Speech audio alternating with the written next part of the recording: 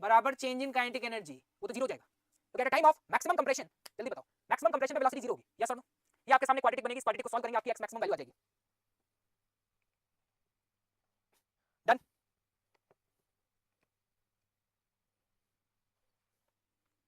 तो यहां से सॉल्व करेगा और बताएगा आपका आंसर क्या है। क्या आप लोगों का कोई आंसर आया क्या?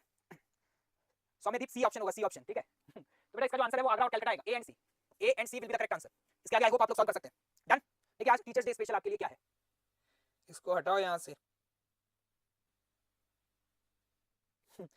लोग ज्ञान देने बराबर आ जाते हैं ना। तो देखिए दोस्तों, यहां पर ये आंसर आ चुका है। Now move to the next part. Yes, in GL tension निकालिए इस पॉइंट पर। तो आपको पता है टेंशन प्लस एमजी। आ जाओ भाई फटाफट बताओ इक्वेशन क्या लिखने वाले हो। टेंशन प्लस एमजी बराबर क्या लिखोगे, एम वी स्क्वायर की value 12 GL divided by L. Cancel out हुआ, टेंशन आ गई पॉइंट बी पर 11 MG. 11 MG will be the correct answer. कोई आंसर है क्या जो मैच हो रहा है? Now move on. यस, ये जेई मेंस का पी/क्यू है, मुझे अच्छे से याद है ये जेई। ये बहुत आसान क्वेश्चन है, ये डू बाय योरसेल्फ है भाई, है ना। एक क्वेश्चन तो आपको करना बनता है भाई। ट्राई करो खुद से इस क्वेश्चन को। Rough surface of radius R, block is given a horizontal velocity v naught at a lowermost sufficient point for to complete one round of vertical circular motion. You have to choose the correct statement for the first round. दोस्तों यहाँ पर ये question important इसलिए बन जाता है कि यहाँ पर एक्चुअली में ये अंदर वाली जो सरफेस है ना वो रफ है, रफ मतलब यहाँ फ्रिक्शन लग रहा होगा। अब क्वेश्चन में क्या पूछा, work done by friction in the part A to B is equal to that in the part D. तो क्या काइनेटिक फ्रिक्शन लगेगा, ये तो तय है। तो आपसे बोला ए से बी में और डी से ए में काइनेटिक फ्रिक्शन का वर्क बराबर होगा। क्या लगता है बराबर होगा? लगता है तुम्हें ऐसा? नहीं होगा ऐसा। पता है क्यों? क्योंकि आज जब ये मूव करेगा ना तो इसकी एनर्जी लॉस हो रही होगी।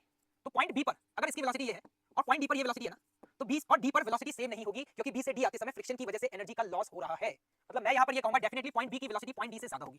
अब आप कहोगे वेलोसिटी के बारे में क्यों चर्चा कर रहे हो? मैं इसलिए चर्चा कर रहा हूँ क्योंकि फ्रिक्शन का अगर आप वर्क लिखोगे तो आपको पता है वहां फ्रिक्शन फोर्स होगा म्यू के इनटू नॉर्मल, और नॉर्मल की वैल्यू इन पोर्शन में अगर आप लिखना चाहते हो तो आपको पता है यहाँ पे नॉर्मल की वैल्यू होती है mg cos theta plus mv square बटे r। This is the value of normal force. हाँ है ना, ये नॉर्मल की वैल्यू है दोस्त। वेलोसिटी जितनी ज्यादा होगी नॉर्मल उतना ज्यादा होगा। ए से बी में एवरेज फ्रिक्शन की वैल्यू डी से ए के कंपैरिजन में ज्यादा आएगी, इसीलिए वर्क डन बाय फ्रिक्शन ए से बी में ज्यादा होगा और डी से ए में कम होगा। पहला ऑप्शन गलत हो गया। Work done by friction in the part ABC is greater then in part CD. Yes, ये एकदम सही है। इस वाले पोर्शन में फ्रिक्शन ज्यादा वर्क करेगा, आप इस बात को समझो, क्योंकि इस वाले पोर्शन में सेम लेवल पर इधर वेलोसिटी ज्यादा होगी इधर कम होगी, तो एवरेज फ्रिक्शन इस जोन में ज्यादा होगा as compare to this zone. Velocity at point B must be greater than √3gr। अरे एक बात बताओ, जब ये स्मूथ होता था तो यहाँ वेलोसिटी चाहिए होती थी √5gr, तो यहाँ चाहिए होती थी √3gr। लेकिन आज ये तो नहीं पता कितनी चाहिए होगी, लेकिन √3gr से तो ज्यादा चाहिए होगी ना, क्योंकि फ्रिक्शन एक नॉन कंजर्वेटिव फोर्स है और उसकी वजह से यहाँ पे एनर्जी का क्या हो रहा है, लॉस हो रहा है। तो यहाँ पर बी से डी तक आते समय ये वाला ऑप्शन सही है, मतलब सी वाला ऑप्शन सही है। Velocity at D is equal to velocity at B, ये गलत है।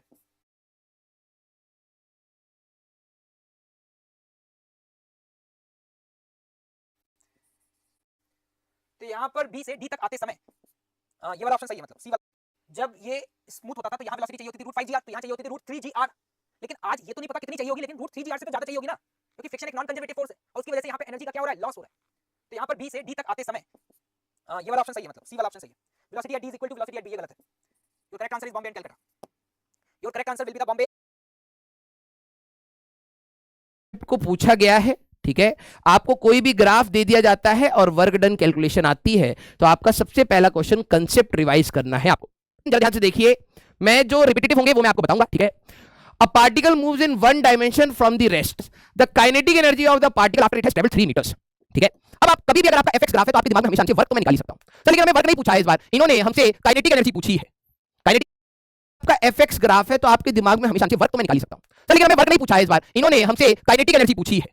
काइनेटिक एनर्जी याद रखना, इस टाइप के क्वेश्चन का कंसेप्ट, ठीक है, कंसेप्ट। अगर आपसे कभी भी काइनेटिक एनर्जी पूछी है तो आप वर्क एनर्जी थ्योरम को याद करना, वर्क एनर्जी थ्योरम को आप याद करिएगा। उसमें हमारे पास क्या होता था कि आप टोटल वर्क डन जो भी है वो हमारे पास kinetic energy final minus kinetic energy initial से आप निकाल सकते हैं। तो आपके दिमाग में क्या चलना चाहिए कि अगर मैं किसी प्रकार से वर्क मेरे पास है, वर्क हम लोग एरिया से निकाल सकते हैं, और मेरे को काइनेटिक एनर्जी पूछा गया है तो हम लोग वर्क एनर्जी थ्योरम यूज कर सकते हैं। तो इसका एरिया क्या मार्क करते हैं बेटा, ये वाला आप अपना एरिया मार्क करते हैं ना, तो this will be your total work, right. तो अगर हम लोग वर्क की बात करें तो यहां पर ये वाला लेंथ आपका कितना है 2 और ये वाला लेंथ आपका कितना है 2, राइट। तो टोटल वर्क में आएगा 2 into 2 एरिया ले लिया plus area of trapezium half of sum of parallel sides. अगर आप देखें तो ये वाला पैरेलल है तो एक 2 है और एक हमारे पास 3 है, ठीक है। तो 2 + 3 आ जाएगा यहां पर इनटू परपेंडिकुलर डिस्टेंस, ये वाला इन दोनों के बीच का परपेंडिकुलर डिस्टेंस है, दैट इज 1, ठीक है। तो into 1 final kinetic energy half. अच्छा, इन्होंने काइनेटिक एनर्जी फाइनल पूछी है सीधे, वेलोसिटी नहीं, काइनेटिक एनर्जी फाइनल माइनस 0, क्योंकि u इक्वल टू 0 तो काइनेटिक एनर्जी इनिशियल आपकी हाफ mu स्क्वायर के हिसाब से ये 0 आ जाएगी। तो ये आपका हट गया, तो हमारे पास आ जाएगा 4 प्लस हमारे पास 5/2 that is kinetic energy final. तो ये हमारे पास 6.5 जूल्स। इस प्रकार से आपका डी ऑप्शन आंसर आ जाएगा, ठीक है। चला जाएगा, he applies a force of 200 newton over a distance of 15 metre, thereafter he gets progressively tired and his applied force is reduced linearly with a distance to 100 Newton. अगर आप इसके graph की बात करें, what is the work done by the person, अब ये आपका homework है। देखिए, इसी टाइप के क्वेश्चन रिपीट हो रहे हैं तो आपका ये होमवर्क है, ठीक है। मैं हिंट आपको कर देता हूं, वर्क डन अगर आपको निकालना है तो हम लोगों ने ग्राफ बना लिया है, एरिया ऑफ fx ग्राफ, आप इस क्वेश्चन को जरूर ट्राई करिएगा। अब अगर आपको आंसर मैच करना है तो नेट पर आपको इस टाइप के PYQs के आंसर मिल जाएंगे, तो आप प्लीज उसको भी देख के अपना मैच कर सकते हैं, ठीक है। अगला question, a force of Fy plus दिखा देता हूं, जैसे इसका कंसेप्ट समझना, work done by variable force, बहुत बार पूछा है, work done by variable force. Sir आपको कैसे पता लगा कि हमारे पास वर्क डन वेरिएबल फोर्स से हो रहा है, ठीक है। जरा ये चीज आपको ध्यान रखनी है। देखो जो आपको गिवन है, ठीक है, जो आपको गिवन है उसको जरा देखना। इन्होंने क्या बोला है कि बॉडी पर फोर्स लग रहा है, that is 5y plus 20 j cap, जो फोर्स है that is along j cap, ठीक है। Newton act on the particle, the work done by this force when the particle is move from y equal to 0 से ये move करता है y equal to 10 तक, तो हमें बताना है, ठीक है, कितना वर्क डन हुआ। इस प्रकार का क्वेश्चन, तो particle experience a variable force, ये आ गया फिर से आपका, ठीक है, पार्टिकल मूव कर रहा है, फिर हमारे पास वेरिएबल फोर्स फिर आ गया, ग्राफ भी दे दिया है, ठीक है। तो मैंने दो एग्जांपल रखे सो दैट आप work done by variable force को और अच्छे से प्रैक्टिस कर ले, ठीक है। तो मैं दो क्वेश्चन करूंगा, एक क्वेश्चन आप जरूर ट्राई करिएगा, ठीक है। सर आपको कैसे पता लगा वेरिएबल फोर्स मींस, जब हमारे पास force is a function of, आपका जब भी force function of x y आपको मिल जाए, पोजीशंस के हिसाब से वेरी कर रहा हो, या force is a function of time, time वाला क्वेश्चन भी हमारे पास आया हुआ है। टाइम के साथ भी फोर्स वेरी कर सकता है, समय बीतता जा रहा है फोर्स वेरी हो रहा है, और पोजीशन के साथ भी, जैसे देखो y इक्वल टू 0 अगर आप डालोगे तो फोर्स लग रहा था 20 न्यूटन, और y इक्वल टू अगर आप 2 डाल दो, जैसे मान लो 0 से 10 तक जा रहा है, 2 डालोगे तो 30 न्यूटन। तो जैसे जैसे y इंक्रीज कर रहा है, एज y वेरी आप डालते हैं, and that is equal to f dot ds। ds आप क्या लेंगे, small displacement dx i cap, dy j cap, dz k cap, ठीक है। सर ये कैसे आया? अरे अगर आपके लिए एक एक्स वाई एक्सिस है, कोई पार्टिकल हल्का सा ds चलेगा तो कुछ x में भी चलेगा, कुछ y में भी चलेगा, तो अगर मैं इस डिस्प्लेसमेंट ds की बात करूं तो dx i cap and dy j cap में लिख सकता हूं, उसी फॉर्म में आपने लिखा है। और अगर आपको टोटल वर्क निकालना है तो इंटीग्रेशन ऑफ dw करना पड़ेगा, क्लियर। तो दिस इज योर कांसेप्ट। कभी भी अगर आपको क्वेश्चन में फोर्स वेरिएबल दिख जाए तो आपकी आंखें चमक जानी चाहिए कि इंटीग्रेशन के बिना नहीं। कुछ बच्चे क्या करते हैं, 0 डालते हैं, 10 डालते हैं, आ गया, कुछ आ गया, मार्क कर देंगे, नहीं। तो जरा देखना, अगर मैं डिस्प्लेसमेंट स्मॉल ले लेता हूं क्योंकि ये y में ही चल रहा है, या फिर आप ले लीजिए dx i cap, dy j cap and dz k cap, ये ले लिया। अगर मैं स्मॉल वर्क निकालता तो देखो इस फोर्स की बात करें, इनटू ds करते, इस फोर्स में 0 i कैप है, ये सारा का सारा 5y प्लस 20 j कैप है, और k में तो कुछ है नहीं, dot dx i cap and dy j cap, कुछ ऐसे लिख सकते हैं। k का तो है नहीं, हटा दिया। जब आप डॉट प्रोडक्ट करते हैं, i को i से करेंगे, j को j से करेंगे, तो आपका स्मॉल वर्क डन आएगा इन दिस केस 5y हमारे पास dy प्लस 20 dy, ये आपका स्मॉल वर्क डन आया। तो हमें अब अगर टोटल वर्क डन चाहिए तो बेटा इंटीग्रेशन ऑफ dw करना पड़ेगा। तो जरा जैसे देखना, अगर आप इस फंक्शन का इंटीग्रेशन में डालें 5y dy plus integration of, अगर आप देखें 20 dy, ये आएगा। अब वेरिएबल कई बच्चे पकड़ नहीं पाते, वेरिएबल होता है जिसके साथ डी लिखा हो, तो ये आपका वेरिएबल है, तो आप लिमिट इसी की डालेंगे। तो y की वैल्यू 0 से लेके y की वैल्यू 10 तक का हमें चाहिए था, तो 0 0 10 10 टू 50 प्लस हमारे पास 20 इंटू 10, यह आ जाएगा। तो 250 प्लस 200, तो हमारे पास 450 joules, that will be your answer, clear. Experience of variable force, अगर आप सॉल्यूशन की अगला है x कहां से कहां चेंज हुआ है, 1 से 2, तो 1 से 2 करेंगे। y कहां से कहां चेंज हुआ है, 2 से 3, आप टोटल निकालिएगा answer. Force is moving a particle from point a 1,0, ठीक है, टू 0,1 हमारे पास अलोंग द लाइन सेगमेंट, हमें बताना है। कंसेप्ट अभी भी आपका वही है, आप कर सकते हैं, मेरे हिसाब से नहीं है क्योंकि ये एक y, मेरे हिसाब से आपको गड़बड़ नहीं होगा, ठीक है। अगर y और j एक्सचेंज भी हो जाता, एक क्वेश्चन ऐसा भी आया हुआ है, माइनस एक्स जे कैप प्लस वाई आई कैप, ठीक है। तो घबराने की बात नहीं है क्योंकि एक y इक्वल टू, अगर आप देखें तो y equal to minus X का आपका ग्राफ है, तो y और x को आप एक्सचेंज कर सकते हैं, f equal to minus Y J cap plus X I cap, graph अगर यूज करना हो, ठीक है। तो आपका ये होमवर्क है, प्लीज एक बार आप इसको ट्राई जरूर करिएगा, बहुत बार रिपीट हुआ है, ये 2020 से पहले भी सेम क्वेश्चन आया हुआ है, तो ये इंपॉर्टेंट हमारे लिए हो जाता है।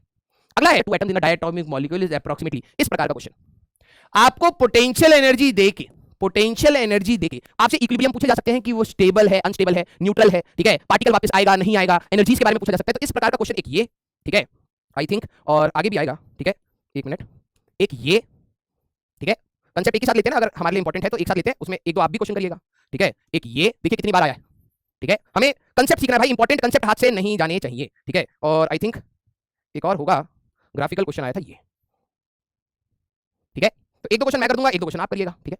चलिए, हमारे पास given below the plot of the potential energy versus x for a system in which the particle is in one dimension motion while a conservative force affects x on it, suppose that mechanical energy is basically the total energy, this is your total energy. इन्होंने बोला है कि जो आपकी total energy है body की वो हमेशा आपकी 8 जूल्स है। द इनकरेक्ट स्टेटमेंट, ये भी ध्यान रखना, कई बार बच्चे करेक्ट स्टेटमेंट मार्क कराते हैं, आदत होती है। Incorrect statement for the system is, ठीक है भाई, देखो जो आपकी टोटल एनर्जी है, अगर कंजर्वेटिव फोर्स लग रहा है तो ऑब्वियसली बात है कंजर्वेटिव फोर्स की वजह से एनर्जी डिसिपेशन नहीं होगा, और अगर एनर्जी डिसिपेशन नहीं हुआ तो टोटल एनर्जी आपकी हमेशा क्या रहेगी, कांस्टेंट रहेगी। अगर फ्रिक्शन होता, विस्कस फोर्स होता, तो इसको हम कहते हैं non conservative forces. Non conservative forces में एनर्जी कंजर्व नहीं होती, आप मैकेनिकल एनर्जी कंजर्वेशन नहीं लगा सकते, वर्क एनर्जी थ्योरम आप लगा सकते हैं, ठीक है। अब इन्होंने क्या बोला है, जरा ये देखना, इसके कंसेप्ट को भी मैं एक बार रिवाइज करा देता हूं।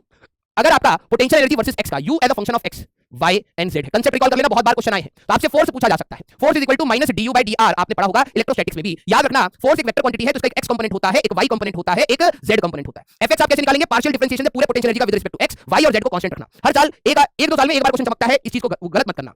ये y के रिस्पेक्ट में डिफरेंशिएट करेंगे, x और z आप कांस्टेंट लेके चलेंगे। अगर आपको कंसेप्ट याद नहीं आ रहा प्लीज अपने नोट्स खोलिएगा। अगर आप fz की बात करेंगे तो partial differentiation of whole potential energy with respect to z, x and y आप कांस्टेंट लेके चलते हैं, तो आप फोर्स निकाल सकते हैं। पहला इस प्रकार का क्वेश्चन आपका होता है। दूसरा, हमारे पास इक्विलिब्रियम के क्वेश्चंस होते हैं, इक्विलिब्रियम के हमारे पास क्वेश्चंस होते हैं। इक्विलिब्रियम इज द स्टेट जहां पर नेट एक्सटर्नल फोर्स आपका 0 है। तो अगर आप देखें u वर्सेस x ग्राफ अगर हमारे पास है, ठीक है, u वर्सेस x ग्राफ अगर आपके पास है, तो पहली बात, जहां पर आपका स्लोप 0 होगा वहां पर फोर्स 0 होगा। Slope is du by dx और this is your negative of force. अगर आपका स्लोप 0 है, फोर्स 0 हुआ, मींस ये आपके इक्विलिब्रियम पॉइंट्स हुए, इक्विलिब्रियम पॉइंट्स आपके बेसिकली हुए, ठीक है। अब इक्विलिब्रियम में तीन प्रकार के आपके हो जाते हैं बेटा, एक होता है स्टेबल, एक होता है अनस्टेबल और एक होता है